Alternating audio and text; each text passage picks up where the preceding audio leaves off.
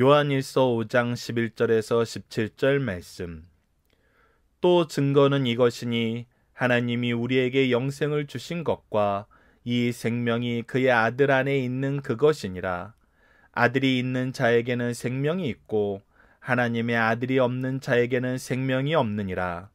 내가 하나님의 아들의 이름을 믿는 너희에게 이것을 쓰는 것은 너희로 하여금 너희에게 영생이 있음을 알게 하려 함이라. 그를 향하여 우리가 가진 바 담대함이 이것이니 그의 뜻대로 무엇을 구하면 들으심이라. 우리가 무엇이든지 구하는 바를 들으시는 줄을 안즉 우리가 그에게 구한 그것을 얻는 줄을 또한 아느니라. 누구든지 형제가 사망에 이르지 아니하는 죄 범하는 것을 보거든 구하라. 그리하면 사망에 이르지 아니하는 범죄자들을 위하여 그에게 생명을 주시리라. 사망에 이르는 죄가 있으니 이에 관하여 나는 구하라 하지 않노라. 모든 불의가 죄로되 사망에 이르지 아니하는 죄도 있도다. 아멘. 안녕하세요. 승리한산 가족 여러분, 그리고 강성성경 연구원 여러분. 오늘은 요한일서 5장 12절에서 17절 말씀을 가진 바 담대한 것은 그의 뜻대로 구하면 들으심이라 라는 제목으로 함께 말씀을 나누도록 하겠습니다. 오늘 본문 말씀은 우리에게 굉장히 중요한 경험적인, 우리에게 중요한 확신을 주는 그 사건을 한 가지를 우리에게 가르쳐주고 있습니다. 그 확신이 무엇에 대한 확신인지를 11절 말씀에서 시작합니다. 자, 11절 말씀을 봅시다. 또 증거는 이것이니 하나님이 우리에게 영생을 주신 것과 이 생명이 그의 아들 안에 있는 그것이니라 라고 얘기하고 있습니다. 그래서 우리가 지금 이제 무엇 하는 증거를 얻었냐면 영생에 있는, 영생을 얻는 증거를 가졌다는 것입니다. 그러면서 12절이 이어서 계속해서 얘기합니다. 아들이 있는 자에게는 생명이 있고 아들이 없는 자에게는 생명이 없느니 내가 하나님의 아들의 이름을 믿는 너희에게 이것을 쓰는 것은 너희로 하여금 너희에게 영생이 있음을 알게 하려 함이니라 라고 얘기하는 거예요. 자, 즉 우리가 지난 시간에 배웠던 삼위일체 하나님의 이 증거가 예수께서 그리스도 되시고 육체로 오셨다는 증거이고 예수 그리스도를 통해서 삼위일체 하나님의 구속의 역사가 성취되었다는 거예요. 성부께서 계획하시고 성자께서 성취하시고 성령께서 우리에게 적용시켜 주시는 그 구속의 역사가 우리에게 있음을 증거하고 있는데, 이 증거의 또 한편이 무엇이냐면 바로 우리에게 영생이 있다는 것이죠. 우리에게 생명이 있다는 거예요. 우리가 영생 얻게 하시기 위해서 이 말씀을 주셨다는 거예요. 즉 영생이 우리에게 증거가 된다는 거예요. 여러분은 이제 여기서 우리가 좀 궁금한 게 있어야 됩니다. 우리에게 영생이 있다는 것을 우리가 어떻게 증명하나요? 증거가 있다는 것은 이것이 증명된다는 거잖아요. 근데 이것이 어떻게 증명이 되죠? 우리가 영원히 사는 모습을 지금 우리가 확인하고 있습니까? 우리 주위의 모든 사람들은 죽고 있어요. 그래서 우리가 이 영생이 있다는 이 말씀을 지금 현재 육체를 입고 영원히 산다는 이 말씀의 증거는 아니라는 것을 우리가 알아요.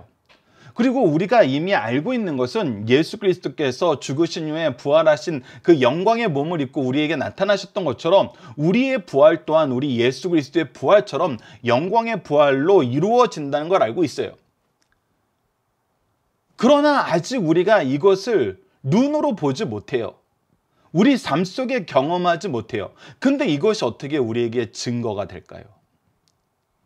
그러니까 이 말씀이 그러면 우리에게 이루어지지 않는 말씀을 그냥 마지막에 있는 그 생명에 대해서 너희들이 소망을 가지고 살아라 라고 얘기하면서 이것을 그냥 우리에게 바라보게 만든 것일까요? 바라보게 만든 것은 증거가 될 수 없죠.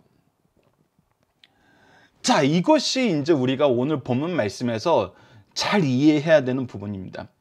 많은 사람들이 기독교에 대해서 그냥 설교만 들으면은 이 설교를 들으면은 기독교인들이 지금 현재 이 많은 고난을 견디고 사랑할 수 없는 사람을 사랑하고 많은 어려운 일을 겪고도 그 신앙을 포기하지 않는 이유는, 생명을 걸고도 신앙을 포기하지 않는 이유는 그들이 얘기하는, 바로 성경에서 얘기하는 천국이 있기 때문이래. 천국에 들어가면 그것이 좋은 것이기 때문이래. 그런데 이제 우리가 험난한 시대를 살고 소망이 없는 시대를 살 때에는 이 말씀이 우리에게 위로가 됐죠. 우리가 지금 이 지상에서의 삶은 정말 어렵고 힘들고 소망이 없고 괴로운 가운데 살지만 우리에겐 천국이 있어. 우리가 천국을 바라보면서 살면은 나중에는 지금 이 지상의 삶은 짧을 뿐이야. 몇십 년이지 많아야 100여 년이야. 그러나 우리는 영원한 생명이 있는 천국에 들어가서는 아버지의 은혜 안에서 행복하게 잘 살 수 있어. 그래서 우리에게 희망을 주고 소망을 주는 말씀이었다는 거예요. 그래서 이 말씀 자체가 그냥 깊이 있게 들여다보지 않아도 은혜가 되고 위로가 되었다는 것입니다. 근데 지금 현대 사회는 어때요? 죽은 다음에 어떻게 사는 것은 중요하지 않고 지금 현재 삶이 중요한 거거든. 지금 우리가 소망 없는 삶을 사는 것이 아니잖아. 누구든 열심히 공부하면 성공할 수 있다고 가르치고 앞으로 우리가 뭔가 얻으려면 열심히 투자를 해야 된다고 얘기하고 실제로 우리의 주위에 성공한 사람들이 많이 나오잖아. 그들처럼 우리도 성공해서 잘 살아보는 것이 뭐가 어때서? 그런데 지금 현재 그런 문제들이 좀 너무나 많이 있거든. 우리 지상에서 이 지금 현재의 삶에서 우리가 조금만 고치면은 많은 사람들이 평등하게 살 수 있는 그런 세상이 이루어질 것 같고 앞으로 더 많은 것을 우리가 누리면서 추구하면서 기뻐하면서 즐거워하면서 욜로라는 그런 개념처럼 only one life라고 지금 현재 삶은 우리에게 딱 하나밖에 없는 것인데 여기서 즐겁게 살려고 하는 것이 뭐가 나쁜 거야. 그래서 우리는 즐겁게 사는 것을 추구해야지. 영생이란 것은 지금 현재 우리에게 그렇게 설득력 있고 깊이 있게 다가오는 말씀이 아니잖아. 이렇게 얘기하는 사람들도 있거든요. 사실 요즘에는 우리가 더 많이 경험하는 것이 이거죠. 누가 요즘에 하늘나라에 대해서 얘기하고 앞으로 올 영광에 대해서 이야기합니까? 지금 현재 삶에서의 이 즐거움과 행복이 우선이라고 얘기를 하죠. 그런 관점에서 보면은 그냥 영생이라는 것이 지금 어떻게 나에게 증거가 될까라는, 아니면은 이 영생이라는 것이 지금 현재 나의 삶에 증거가 된다면은 사람들에게 이 하나님의 구속사를 더 잘 이해하게 할 수 있을 텐데, 더 잘 믿게 할 수 있을 텐데, 우리가 영생에 있다는 증거는 무엇일까? 이 궁금증에 당연히 우리가 해답을 알지 못한다면 말씀을 듣고 이 궁금증으로 가야 되는 거거든요. 하나님은 이 증거가 영생이라고 분명히 얘기해주고 있고 이 영생이 우리에게 지금 있다라고 얘기하고 있고 영생을 얻게 하려고 이 말씀을 주셨다고 얘기를 하고 있어요. 그러나 이것이 지금 당장 우리가 누리는 건 아니에요. 그렇다면 이 영생 자체가 증거가 될 수 없는데 왜 증거라고 하셨을까요? 그것이 이제 14절에서 이어지는 것입니다. 영생이 증거고 영생이 있다는 증거가 무엇으로 나타나는지를 놀랍게도 14절에서 우리에게 얘기하고 있어요. 그러니까 하나님은 우리에게 영생이 있다는 증거를 무엇을 통해서 확인하게 하시냐면 14절과 15절 말씀, 더 나아가서는 16절과 17절 말씀을 통해서 확인하게 하신다는 것입니다. 이 증거가 있는 삶에, 너희들의 삶의 변화가 이렇게 드러나는데, 이렇게 드러나는 것을 통해서 너희들에게 영생이 있고 생명이 있고 하나님의 은혜의 역사가 있다는 것을 너희들로 경험하게 하시겠다는 거예요. 그래서 이것을 단순히 미래에 대한 소망으로만 갖고 있지 말고 지금 현재에도 역사하는 능력으로서의 삶을 살게 만든다는 것입니다. 영생 가진 자가 이 세상에서 얼마나 능력 있게 사는지를 보여주는 그 삶의 모습으로 우리를 이끄는데 그것이 무엇입니까? 바로 14절. 그를 향하여 우리가 가진 바 담대함은 이것이니, 이 영생 얻은 증거로 말미암아 우리가 가진 담대함이 무엇이냐면 15절, 우리가 무엇이든지 구하는 바를 들으실 줄을 안즉 우리가 그에게 구한 것은 얻을 줄을 또한 아느니라. 즉 이것은 무엇이냐면 우리가 그에게 기도하고 그에게 기도한 그것을 하나님께서 우리에게 주셨다는 거예요. 생명 있는 자를 통해서 하나님께서는 역사하셨다는 거예요. 여러분들, 이것은 예수님께서 요한복음을 통해서 끊임없이 나타나는 말씀입니다. 특히 9장 말씀을 보면은 나면서부터 이 앞을 보지 못했던 사람이 예수 그리스도로 말미암아 치료함을 받고 아직 그의 눈을 뜨게 한 그 사람이 누군지 몰라요. 왜냐하면 진흙을 일개어서 눈에 바른 다음에 실로암 가서 씻고 오라 그랬거든요. 그러니까 자기의 눈에 진흙을 바른 사람이 예수라는 것은 아는데 예수의 얼굴을 몰라요. 그래서 그가 눈을 뜨고 나서 그가 눈이 뜨진 날이 안식일인 거로 또 바리새인 앞에 고발을 당해가지고 신문을 받을 때 그는 처음에 자기에게 일어난 사건이 무슨 의미인지 알지 못했는데 이 바리새인들이 성경을 가지고 토론을 하다 보니까 이 사람이 처음에는 그냥 사람이라 그랬는데 선지자였다는 거예요. 하나님께로부터 온 사람이라는 거예요. 그리고 하나님께로부터 온 사람을 하나님께서는 그의 음성을 들어주시는데 하나님의 능력이 아니고는 나면서부터 보지 못한 사람의 눈을 뜨게 할 수 있는 능력이 나타나지 않는데 이 사람을 통해서 하나님의 능력이 나타났던 것은 이 사람이 하나님께로부터 보내심을 받고 하나님이 기뻐하신 자가 아니면 이것이 어떻게 이루어지냐는 거예요. 그가 처음엔 그 의미를 몰랐는데 바리새인들이 성경 가지고 토론을 하다가 그 의미를 깨닫게 된 거예요. 무엇을 통해서? 성경 말씀을 통해서. 그래서 예수님께서 어떻게 하나님의 일을 이루시는지 그 사람의 입술을 통해서 더 정확하게 우리에게 설명해 주거든요. 아들이 하나님이 기뻐하시는 일을 하니까 하나님이 기뻐하시는 그 역사 안에서 하나님께 구하는 바를 하나님께서 다 들어주신다는 거예요. 우리가 생명이 있다는 것은 뭐예요? 하나님의 빛 가운데 있다는 거예요. 예수 그리스도의 사랑의 계명의 성취 안에 있다는 거예요. 성령님의 인도하심의 역사 안에 있다는 거예요. 삼위일체 하나님의 구속사 안에 있다는 거예요. 우리가 그의 자녀 되었다는 거예요. 그의 일꾼 되었다는 거예요. 그의 백성 되었다는 거예요. 그의 백성이 가진 담대함은 무엇이냐면 이 생명 있는 자들에게 하나님이 주시는 능력은 무엇이냐면 기도의 응답이라는 겁니다. 어떤 기도이기 때문에? 아버지의 뜻과 일치된 기도이기 때문에.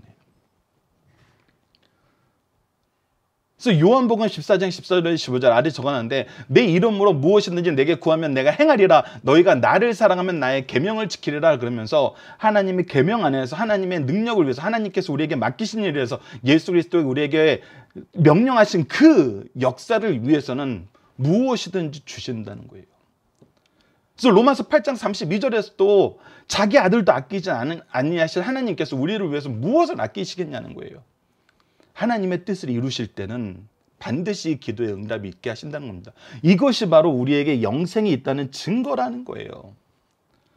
하나님께서는 우리가 단순히 미래의 소망만 가지고 살게 하시는 것이 아니라 이 생명을 가진 자로서 생명의 역사를 이루는데 쓰임받도록 하나님께서 우리에게 사명을 주시고 이 사명을 위해서 우리보다 먼저 일하시고 필요한 능력을 주시고 반드시 열매 맺게 하세요. 이 모든 과정을 우리에게 이루실 때 우리와 교제하는 가장 중요한 방법이 우리와 커뮤니케이션을 하고 우리의 목소리를 들으시는 것이 바로 말씀과 기도라는 거예요. 그러니까 말씀의 역사, 기도의 역사가 우리 삶 가운데 가득 차게 된다는 거예요. 이것을 통해서 우리가 영생을 얻었음을, 영생 얻은 삶을 하나님께서는 우리도 경험하게 하시고 우리 주위에 있는 모든 사람들도 경험하게 하신다는 거예요. 그래서 우리의 기도의 포커스가 어디로 가야 돼요? 바로 복음 전하는 것으로 가야 돼요. 이 복음 전함의 내용이 바로 16절로 17절입니다. 16절로 17절이에요. 자 보세요. 누구든지 형제가 사망에 이르지 아니하는 죄를 범하던 구하라.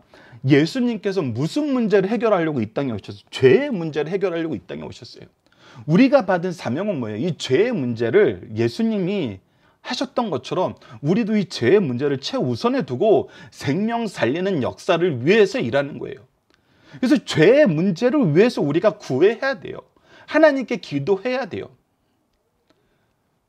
그럴 때 하나님께서 어떻게 하시겠든 그리하면 사망에 이르지 아니하는 범죄자들을 위해서 그에게 생명을 주시리라. 이 사람이 사망에 이르는 범죄인지 아닌지는 우리가 알 수 없어요. 근데 하나님께서는 아시잖아요. 그래서 하나님께서는 아시면은 우리에게 먼저를 은혜 주시고 우리의 죄도 이렇게 하나님께서 예수 그리스도를 통해서 용서해 주셨다는 것처럼 우리의 믿음의 선조들을 통해서 우리를 위해서 기도하게 하시고 이 죄의 문제에 대해서 끊임없이 하나님 앞에 내려놓게 하셔서 해결받게 해줬던 것처럼 우리가 우리에게 맡겨진 영혼들을 위해서 애통하는 마음으로 기도하면은 하나님께서 우리에게 위로를 주신다는 거예요. 그 위로가 뭐예요? 바로 이들을 용서하시고 하나님의 생명으로 이끄신다는 거예요. 동시에 우리가 무엇도 알아요. 사망에 이르는 죄가 있으니 이유에 관하여는 나는 구하지 않노라. 그러나 사망에 이르는 죄도 있어요. 그러나 동시에 모두 있다는 거예요. 모든 불의가 제로돼 사망에 이르지 않냐는 죄도 있도다. 그러니까 이것은 지금 우리가 판단할 수 없는 거예요. 그래서 우리에게는 어떤 신앙의 자세가 필요하냐면 보거든 구하기 위해서 수고하라는 거예요.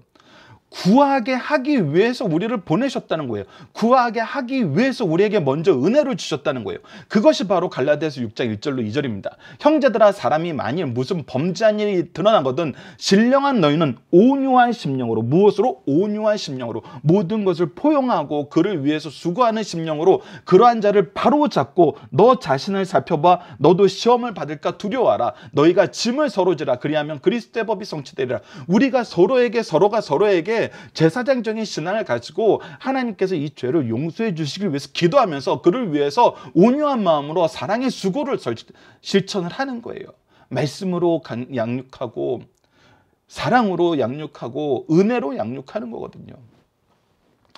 물론 우리에게도 분명히 얘기하셨어요. 마태복음 12장 31절처럼 이 사하심을 얻지 못하는 죄가 있어요.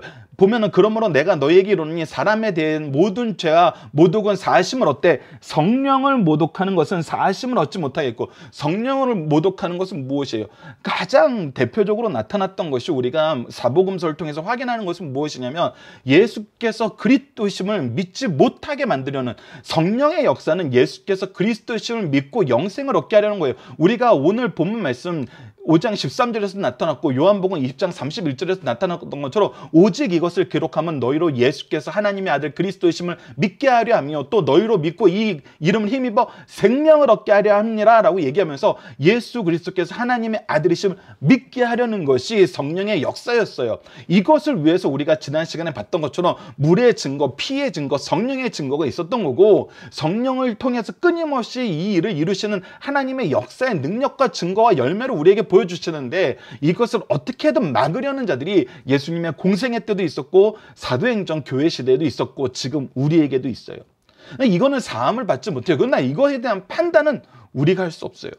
그것이 우리가 지난 시간에 나왔던 야고보서 4장 11절로 12절이죠. 형제들아 서로 비방하지 말라. 형제를 비방하는 자나 형제를 판단하는 자는 곧 율법을 비방하고 율법을 판단하는 것이라. 내가 만일 율법을 판단하고 율법의 준행자가 아니요 재판관이로다. 즉 재판관이 되어서는 안 된다는 거예요. 입법자와 재판관은 오직 한 분이시니 능히 구원하기도 하시며 멸하기도 하시냐. 너는 누구에게 이웃을 판단하냐. 즉 우리가 스스로가 입법자가 될 수 없고 재판관이 될 수 없어요. 우리는 뭐 하는 사람이 돼야 돼요? 예수 그리스도처럼 예수 그리스도의 중보의 사역을 따라가는 사람이 되어야 돼요. 그것이 바로 제사장적인 신앙이잖아요. 이 죄의 문제, 우리의 문제로 알고 우리가 이 죄의 문제 해결을 위해서 예수께서 우리가 거역하였을 때 우리를 먼저 사랑하셨던 것처럼 우리도 아직 믿지 않는 자들이 거역할 때 그들을 사랑하는 그 사랑을 실천하는 사랑의 법을 실천하는 율법의 완성을 보여주는 삶을 사는 것이 바로 우리의 사명이잖아요. 그 이 사명을 가지고 기도할 때 하나님께서 들어주신다는 거예요. 그래서 이 기도의 역사가 우리 삶 속에 가득 차게 되는 거예요. 회개의 역사가 가득 차게 되는 거예요. 이것이 우리가 영생을 가진 증거가 된다니까요. 즉 하나님의 능력이 우리를 통해서 선포가 되고 성취가 되고 그것이 열매로서 우리와 함께 나누어짐을 받게 돼요. 이것이 이루어지는 곳이 어디였어요? 바로 교회였어요. 그래서 교회는 하나님의 살아계심의 증거가 가득 차고 우리에게 영생이 있다는 증거가 가득 찬 곳이었어요. 다시 바꿔서 얘기하면 그곳에 무엇이 있었어요? 사랑의 율법의 역사와 회개의 역사가 있었다는 거예요. 이것이 우리에게 증거가 된다는 것입니다. 이것이 누구도 부인할 수 없는 증거가 된다는 거예요. 이것이 우리 가정과 교회에 있을 때 누가 이것을 보고 하나님이 살아계심을 하나님이 역사하심을 하나님이 우리에게 영생을 주시기 위해서 우리를 보내셨음을 누가 부인할 수 있겠어요? 아무도 부인하지 못했어요. 역사상 이것을 부인할 수 있는 존재는 아무도 없었어요. 이거는 앞으로 우리가 경험하게 되는 모든 세대에서도 동일한 것입니다. 이 증거를 무효화시킬 수 있는 존재는 아무도 없어요. 이것을 안다면 우리는 어떻게 해야 될까요? 우리는 이 역사를 따라가면 돼요. 우리에게 약속해 주신 이 승리의 역사를 기도를 통해서 하나님 믿게 하시는, 예수 그리스도를 통해서 영생을 얻게 하시는 이 역사를 우리가 따라가면 된다는 것입니다. 그래서 우리가 담대하게 구할 수 있는 거예요. 담대함의 구함으로 얻는 삶을 사는 것입니다. 자, 본문 묵상하기입니다. 우리가 하나님을 사랑하고 사랑에 거하고 사랑으로 승리하는 삶을 산다는 것은 무엇으로 증명되는, 우리에게 영생이 있다는 것으로 증명이 돼요. 요한 1서를 우리에게 주신 목적은 무엇입니까? 바로 예수 그리스도를 믿어, 하나님의 아들의 이름을 믿어 우리에게 영생을 있게 하려 하는 것이에요. 이것은 우리가 앞서 살펴봤던 것처럼 요한복음 20장 말씀처럼 동일해요. 모든 성경은 동일해요. 세 번째, 우리가 승리하는 삶을 살 수 있도록 주신 특권은 무엇인가? 바로 기도의 능력이에요. 기도의 능력이에요. 네 번째, 우리는 무엇을 힘써 구해야 하나요? 바로 하나님께서 우리의 죄를 용서해 주셨던 것처럼 우리도 이 죄의 문제 해결을 위해서 용서를 구하는 삶을 살아야 되고, 그를 하나님의 말씀으로 이끄는 삶을 살아야 된다는 거예요. 자, 본문의 중심 사상입니다. 첫 번째, 모든 인간은 하나님과 함께하는 영생이 있고 하나님과 분리되는 영벌이 있다는 것입니다. 요한복음의 기록 목적은 예수께서 하나님의 아들 그리스도이심을 믿어 생명을 얻게 하는 데 있습니다. 즉 예수를 믿음으로 영생이 있음을 확신케 하는 데 있다는 거예요. 사도 요한은 생명 얻는 길과 영생을 확신하는 것이 이보다 더 중요한 일이 없음을, 이 일을 사랑하는 자녀들에게 알려주고 있어요. 오늘 우리들도 이 일을 자신이 먼저 확신하고 사랑하는 자녀, 제자, 후배들에게 꼭 전수해야 함을 가르쳐주고 있어요. 두 번째, 성도의 최대 특권은 하나님께 기도를 드릴 때 응답받는다는 것입니다. 이 약속은 사도 요한이 주님께 직접 받았고 우리에게 전해 주었어요. 우리의 기도는 하나님께서 반드시 들으시고 들으신 기도는 반드시 응답하십니다. 단 기도에는 몇 가지 조건이 있어요. 그 대표적인 것이 그의 뜻대로 구해야 된다는 거예요. 그러므로 기도는 우리가 바라는 것을 구하는 것이 아니라 하나님께서 우리에게 원하시는 것을 찾아 구하는 것임을 가르쳐 주신 말씀이에요. 그 뜻에 먼저 순종하고 그 뜻을 위하여 나아가는 거예요. 그 하나님의 뜻과 함께 나아가는 거예요. 세 번째, 사람에게 사죄권은 없으나 범죄자를 위해 기도하자. 그리하면 하나님께서 그 죄를 용서해 주신다는 거예요. 모든 성도는 자신의 문제를 넘어 이웃을 위해 기도하게 되며 더 나아가서 범법자나 원수를 위해서 또 기도하게 됩니다. 성도는 특히 범죄자를 불쌍히 여겨 그 죄를 용서하여 주시기를 위해 기도합니다. 이렇게 기도할 때 하나님은 그 기도를 들으시고 원수까지도 용서해 주신다는 것입니다. 이것을 경험한 하나님의 사람은 자신의 사죄권을 행사하는 것보다 더 큰 기쁨과 보람을 느끼게 되고 있어요. 모든 성도는 자신만 위하여 기도할 뿐 아니라 원수를 위해서도 기도하며 영적 부여를 누릴 것을 가르쳐 주시는 말씀입니다. 영적 부여는 무엇입니까, 여러분들? 우리를 통해서 죄의 문제를 해결하고 구원받는 사람이 많아지는 것이 바로 영적 부여예요. 우리에게 가장 먼저 주시고 가장 많이 주실 부여함은 바로 이 영적 부여예요. 이 영적 부여를 위해서 하나님이 때로는 우리에게 시간과 재능과 물질을 다양한 형태로 다양한 방법으로 우리에게 주시기도 하고 걷어가기도 하시는 거예요. 그래서 이 영적 부여의 기준은 영혼이라는 것을 우리가 꼭 기억하셔야 됩니다. 자, 본문 단지기를 통해서 좀 더 보도록 하겠습니다. 나의 믿음이 하나님 보시기에 합당한지 알 수 있는 것은 무엇입니까? 바로 우리가 하나님의 아들을 믿어 그 생명을 얻는, 영생을 얻는 그 삶의 확신을 갖게 되는 거예요. 그 안에서 우리가 무엇할 수 있는 거예요? 기도할 수 있는 거예요. 그 기도함으로 영혼을 구원하는 하나님의 역사에 쓰임 받는 거예요. 두 번째, 요한복음의 기록 목적과 서신자의 기록 목적의 차이는 무엇입니까? 동일하다는 거예요. 우리에게 영생을 주시려고 위해서 이 말씀을 주셨다는 겁니다. 자, 세 번째, 응답받는 기도의 조건은 우리가 앞서 살펴본 것보다 좀 더 확인을 한다면, 우리가 요한복음 16장 23절을 보면 그날에 너희가 아무것도 내게 묻지 아니니 내가 진실로 전실로 너희에게 이르노니 너희가 무엇이든지 아버지께 구하는 것을 내 이름으로 주시라 하면서 예수 그리스도의 이름으로 우리가 능력을 받게 됨을, 그 이름으로 우리가 기도의 응답을 받게 됨을 분명히 얘기해 주고 있어요. 그리고 그러나 우리가 응답받지 못하는 경우는 어떤 경우에 야고보서 4장 3절처럼 구야도 받지 못하면 정욕으로 쓰려고. 정욕은 무엇이에요? 하나님의 기준이 아니라 나의 기준으로 쓰려고 잘못 구했기 때문이란 거예요. 야고보서 5장 16절을 보면 그러므로 너희 죄를 서로 고백하며 병 낫기를 위하여 서로 기도하라. 의인의 강구는 역사하는 힘이 큽니다 라고 얘기하면서 우리가 먼저 회개하고 하나님의 뜻과 일치된 삶으로 돌아갈 때 그때 하나님께서 우리의 기도를 들어주신다는 거예요. 마가복음 11장 25절에서 또 서서 기도할 때 아무에게나 혐의가 있거든 용서하라. 그리하여 하늘에 계신 너희 아버지께서 너희 허물을 사하여 주시리라라고 얘기하면서 우리는 항상 무슨 문제에 집중을 해야 돼요? 죄의 문제에 집중을 해야 돼요. 그래서 야고보서 1장 6절에서 8절은 오직 믿음으로 구하고 조금 더 의심하지 말라. 의심하는 자는 마치 바람에 밀려 요동하는 바다 물결 같으니 이런 사람은 무엇이든지 죽게 얻기를 생각하지 말라. 두 마음을 품어 모든 일에 정함이 없는 자로다라고 하면서 여기서 의심한다는 것은 어떤 의심이에요? 하나님이 정말 우리를 구원하실까? 하나님이 정말 내 기도에 응답을 하실까? 이것은 뭐에 대한 신뢰가 없는 거예요. 하나님의 말씀에 대한 신뢰가 없는 거예요. 하나님의 역사에 대한 신뢰가 없는 거예요. 근데 이것을 이 부분에 신뢰를 주시기 위해서 어떻게 하셨냐면 하나님께서 내가 아직 죄인 되었을 때 예수를 통해서 구원을 성취하셨어요. 우리의 믿음의 선조들을 통해서 우리에게 이 말씀을 계속 이루어주고 있고 우리에게 이 말씀이 주어졌던 것이 우리가 이제 이 말씀 안에서 하나님의 일꾼으로 쓰임받기를 기뻐하고 하나님의 일꾼으로 나아감을 얻는 것이 사실 우리에게 너무나 명확한 증거예요. 근데 이 증거보다 우리가 다른 증거를 원한다는 거예요. 요한복음은 사실 이 부분을 우리에게 너무나 잘 가르쳐주죠. 예수님께서는 하나님께서 주시기로 약속하신 모든 역사를 다 이루셨어요. 즉 하나님이 구약에 주신 이런 분이 메시아다. 이 메시아를 통해서 어떤 일을 이루시겠다라는 것을 다 이루어서 하나님이 우리에게 약속한 증거를 다 제시했어요. 그런데 요한복음을 보면 사람들이 끝까지 믿지 않냐려는 자들이 끝까지 자기 욕심을 채우려는 자들이 무엇을 원해요? 다른 증거를 원해요. 다른 증거. 하늘에서 만나 같은 걸 내려보라는 거예요. 우리 조상들이 얻었던 메추라기 같은 증거를 보여주라는 거예요. 이거는 하나님이 주시기로 약속하신 증거는 거부하고 내 증거를 구하는 것은 이것은 뭐예요? 믿지 않기 위한 자기 주장이에요. 그래서 의심한다는 것은 사실 있을 수 없는 건데 의심한다는 것은 내 주장, 내 뜻이 섞여 있을 가능성이 많아요. 그래서 오직 하나님의 뜻, 하나님의 나라를 구해야 된다는 것입니다.